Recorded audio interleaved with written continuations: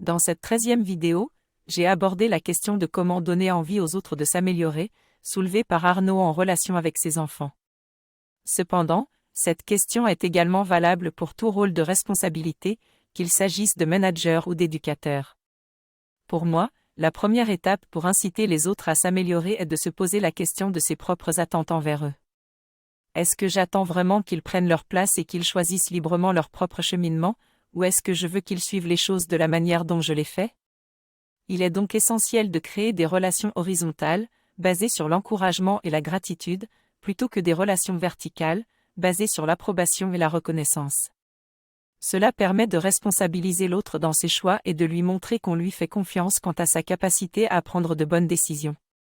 Enfin, j'ai également abordé la question du leadership, qui est un élément essentiel pour inciter les autres à s'améliorer. Lorsque j'ai envie de ramener les autres quelque part, je réalise que c'est parce que j'ai un rôle de leader et que je souhaite les accompagner. Je prends en compte les conseils de Jelang, qui proposent 2 types de leadership, l'inspiration et l'invitation. Je dois être animé par mon propre exemple, car je ne peux pas obliger les gens à faire des choses d'une certaine manière.